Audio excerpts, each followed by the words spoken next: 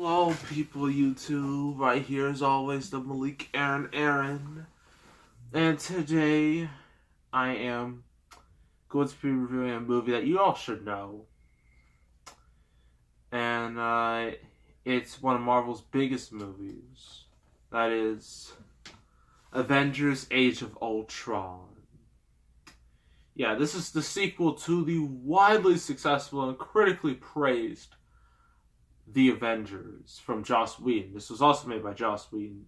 Whedon then left the franchise because he had some problems with Marvel trying to shoehorn things in. Then he went on to DC, and now that's still a controversy from his ex-wife. It's a whole mess. I don't want to get into it. But, so yeah, expectations were sky high for this movie, especially for me. On a 1 to 10 level of anticipation, mine was easily at 100 because I love the first Avengers so much. I was so hyped for this. I want to know every little fact. The casting, when the film was going to start, when the film was going to close, when the first trailer would hit. Like, I was on it. And for a while it looked good. I mean, it looked like a dark sequel, like The Dark Knight. It looked like The Dark Knight of the MCU. That's what I thought. Then, I think it was like a month before it came out, I realized something was wrong. That unlike, the first Avengers, where everyone was like, oh my gosh, this is going to be amazing.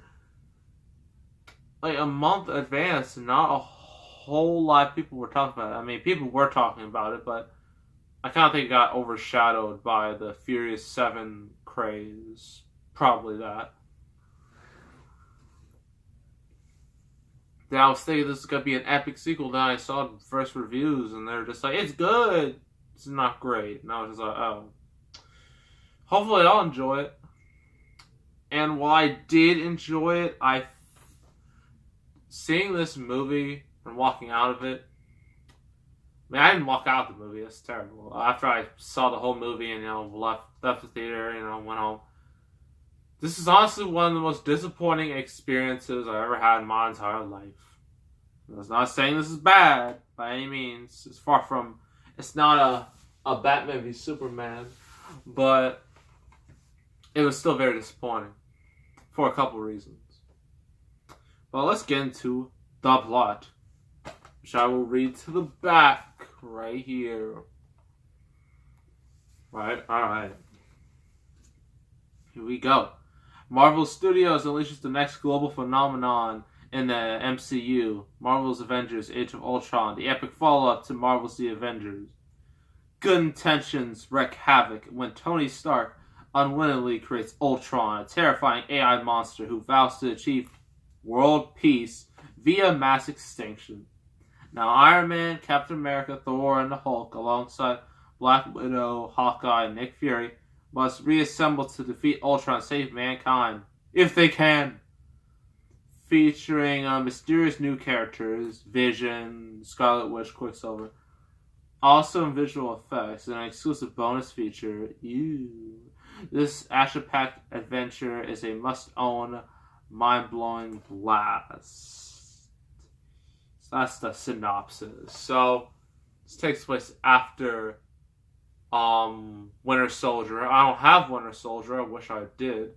But in Winter Soldier, with Captain America's side of the story, everything went bad. S.H.I.E.L.D. is gone. There's no more S.H.I.E.L.D. So the Avengers are on their own. They have their own headquarters. Well, they were at Stark Tower, then they relocated their headquarters. It starts off with an awesome action scene. The team Avengers being the Avengers, being a team, cracking jokes, having a lot of chemistry. And it's really cool, to be honest. I mean, it's pretty great. Then we get some plot. Tony Stark, realizes, I want to create something now that's a lot more safer than us. Gonna make a robot that could do anything. I'm gonna make a super robot. I'm gonna call him Ultron. And originally he wanted to put Jarvis or like some type of we want to put a voice in it. I don't think it was Jarvis because I think because Jarvis was put into Vision, technically. And then Ultron decided, have his own set of mind. Just like, you know what? I want to do things my way. I don't want to do the peaceful way. I want to destroy everything. And there's nothing you can do about it. And I'm going to have a whole minion army to back me up.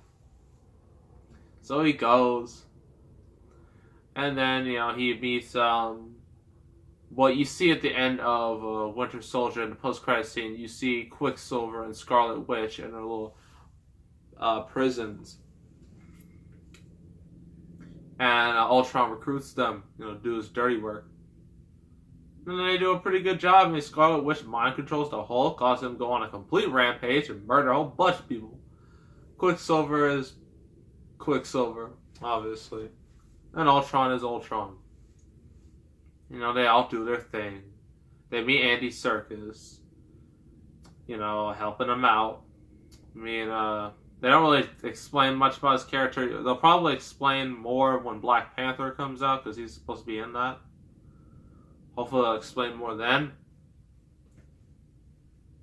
But, yeah, Stark Tower is destroyed. The Avengers need a new hideout, so they go to Hawkeye's place. Yes, Hawkeye, do the arrows. He gets screen time. He gets more character development. I'm just like, yay. And that's good. And whatnot. And, it's all... And just like, me and Hawkeye's family, just like, oh, you're cool, Hawkeye. You're really cool. But then the Avengers have to, go back and stop Ultron's evil schemes. And meanwhile, during all this, Thor has to go into a pool, like a weird pool where he goes lightning, and it teases Ragnarok, which is coming out later this year that I'm really excited about. Then there's a whole big battle, and the plot's actually a little convoluted for me to explain simple words. So what do I think of this? Let's go over a couple things. The action, amazing, awesome, sight to behold. I mean, it's a Marvel movie. I mean, it's the norm, basically. And I think the next couple of Marvel movies are going to have equally impressive action.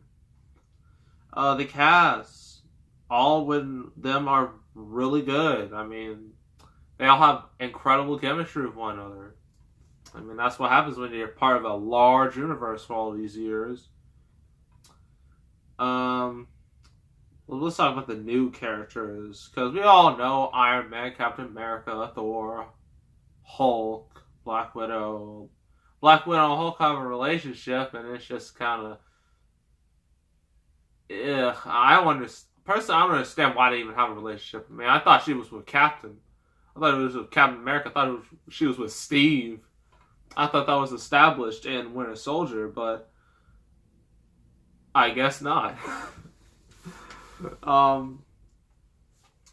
You find out, that they want to get in a relationship, but then for obvious reasons, Hulk can't do it because he's Hulk, and Black Widow can't do it because of stuff in her past. Who was surgically unable to have kids.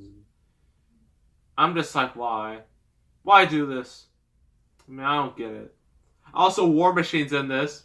Forgot to mention that. I mean, he's barely in it, but he's still there. And I think Falcon is in this at the very, very, very end of the movie. Believe. Yeah, he is at the end of this. But let's talk about Vision and the others. Vision, right here, my man. He's not like a ghost, as well they call him the Ghost. Last I checked in Next Avengers. He's more of like a robot, but he's not Ultron. He actually has a soul, a good soul, better soul than Ultron. He, is voiced and acted by Paul Bettany, who was the voice of Jarvis. So I still confirm my theory. I think it's confirmed at this point, but still, I believe firmly that Jarvis is Vision or Vision is Jarvis. Because they have the same actor, same voice, everything. Tell me that's not Jarvis. Just in a body. I mean, come on now. It's pretty obvious.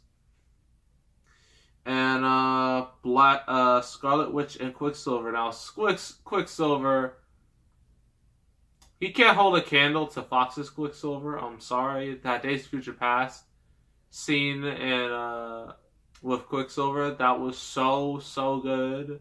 And I thought Marvel will never top that. They'll never replicate that. And they didn't, but I still think they did okay with Quicksilver. He wasn't bad by any means. I mean, he was cool, but he died because Fox was just like, either we're gonna kill Quicksilver or you're gonna kill Quicksilver. And then they looked at Days of Future Past and just like, all right, we'll kill our own Quicksilver, so your Quicksilver lives on. And yeah, I'm pretty sure that's how that went. Scarlet Witch. I actually thought she was the best of the bunch she was originally a villain, that she joined the Avengers. She's honestly the best of the bunch of this new crew. Mainly because I like her powers. Controlling things. And, mind control. I really like that. And it makes her pretty cool. I mean, she doesn't have the costume. The proper costume. But I still think she looked okay. I mean, they weren't gonna translate the comic costume. I mean, that comic costume looks cool, but in real life it'll look kind of silly, like Falcon's comic book costume. That would look very silly. I'm glad they changed it for both of those. And I think they changed it for the better. And then, last but not least, Ultron. I mean, the movie's named after him, so this is one of the most disappointing parts of the movie. It was in the trailers. He was shown to be menacing, dark, just like, I will destroy anything in my path, and he just straight up does not have no soul and kills. Well, he doesn't kill anybody, but like destroy the Avengers. That's what I thought he was gonna do. And doing research on him, what he's done in the comics. I'm just like, wow, this dude is no joke. Hope they don't screw him out like the Mandarin. Granted, it's not as bad as the Mandarin, but he just in the group pile of crappy MCU villains. I mean, other than Loki and Vulture are the only two that are in their own, that are actually good. All of them are just cookie cutters. They're all just cookie cutter villains. This is no exception. I mean, he cracks jokes, and I'm just like, no, that's not Ultron. That's not the Ultron I want. I don't want Ultron not taking this seriously. I don't want Ultron who's just like, no. I want an Ultron who just doesn't care about anybody and wants to do whatever it takes in his own evil mind to save the world. I don't want him being... No. Yeah, I really didn't like that. And also, I didn't like how this movie lied to me in general. I thought the trailers, the movie was going to be dark, serious, less comical stuff, more story-based. No, it's still jokey Marvel. And I don't have a problem with jokey Marvel, but if you lie to me in the trailers, then we have a serious problem. I mean, Civil War, sure, that has jokes, but at least that movie took itself a little more seriously than this. This was just the Avengers, just like, man, everyone, I mean, when you saw the trailer of this, and you just see Cap's shield just torn in half, you're thinking, oh snap, this is going to be amazing. But then you find out that's just a vision. That's just a vision Tony Stark has, and I'm just like, wow, what a cop-out. That's just, it's terrible. Then the post-credit scene, because there's always a post-credit scene, because it's the MCU, so you're going to have to deal with it. You see Thanos.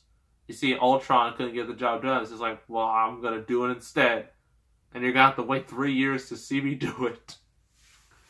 And little does Thanos know they're gonna get more help from Doctor Strange and Black Panther and Spider-Man and Ant-Man. I don't know about Captain Marvel. She's been rumored. I don't think it's gonna happen. And yeah, that's Age of Ultron for you. It's not a bad movie, but it's a very disappointing movie because I expected it to be a lot deeper or a lot better than it actually was. I mean, the cast was good, effects are good, action's amazing, but the villain is weak, story overall is weak, and it definitely did not live up to high expectations, especially my high expectations. And it was during that period where I kind of was just like, I was still a huge MCU fan, but my hype kind of died down, and like the gap between Ultron and Civil War. Once I saw Civil War, my hype meter has gone up significantly. Now I'm really excited for the rest of the MCU. So yeah, Age of Ultron. What am I gonna give it? I'm not biased towards the MCU. I don't think they're the perfect studio. I mean, they made a lot of good stuff, but they made just a few movies like Iron Man 2, like in here, that are kind of, So I'm gonna give this a 7 out of 10, and I know all of you are gonna get mad at me for giving it that low rating, but honestly, that's just how I feel. 7 out of 10. It's not great, but it's not terrible. It's kind of like high medium level. You know what I mean? So yeah, 7 out of 10. If you're an MCU fan, you'll enjoy it. But if you're expecting a deeper, darker, more, awesome movie, you're gonna be pretty disappointed. So that's my thoughts on Age of Ultron. Now we're gonna get to Triple H, and Triple H said that there's gonna be no wrestling because he wants to go back to its roots, just to be on the downtime before the big Royal Rumble and for the 100th review. So we're gonna get to that right now. Hello, people of YouTube. Right here, the game, Triple H. And now, I want to take a little break from wrestling before the big match coming up. So I just want to give a few words. Me and Team ROH, we're still good friends, but we all understand the Rumble. It's every man for himself. So, yeah, get ready for that. And also, watch out, Roman Reigns, Rollins, Ambrose. You're all gonna go down because of me, the game, Triple H. For all the other people that I've buried over the years, they will go down with them because I am the game, the King of Kings. And, I think that's it. Alright, I guess that's some nice, I guess we can say short and sweet words from you, Triple H. Well, I mean, that's fine, I guess, but glad no one's come here to interrupt me. Wait a minute, what happened? What'd you do? I didn't do anything. I don't know what's going on. You better turn the lights back on right now. Good, they're back on. Ah! What are you doing here? I'm the Undertaker.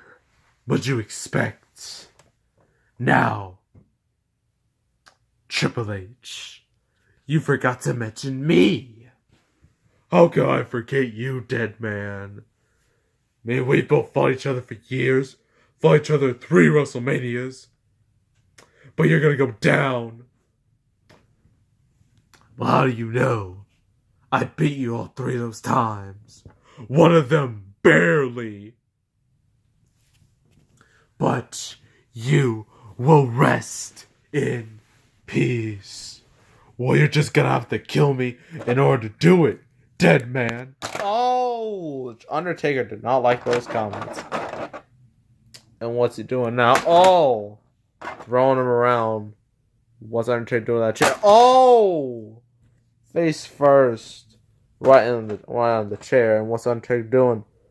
Oh, give him a snake eyes. Oh, trying to take him out the ring and oh. What are you doing now? Oh, duh. Yeah, take this. Oh, but Triple H no-sells it completely. I'm so tired. Oh, spine buster. And now he's going. Oh, for the pedigree. There. It's over. Oh, there he goes. He's going in zombie mode. Oh no. Undertaker got Triple H. Oh no, not on the chair. Oh, jeez. Right on the chair. Gotta put him in the right position. This is not suggestive in any way. We know that, Triple H. Undertaker, gosh. Oh no, wait, there's a chair. Oh no. This is gonna be bad. Oh! Tombstone on the chair.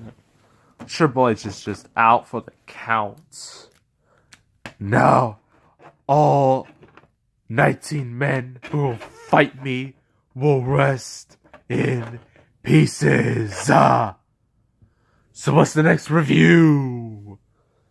Oh, the next review is going to be a Star Trek movie. Which one? The new ones. Beyond? No. The one that ripped off Wrath of Khan? Yes. Into Darkness, to be exact. Yeah, the movie that a lot of Star Trek fans really don't like. For a couple reasons. But I'll get to those when we get to the review. Personally, I'm a pretty big Star Trek fan. But I didn't like the direction they went in with the others. They started out great with 2009. But after that, it only went downhill. Well, I can understand your point there. So make sure to subscribe, like this video, leave a comment, and you all rest in pieces. And we are out.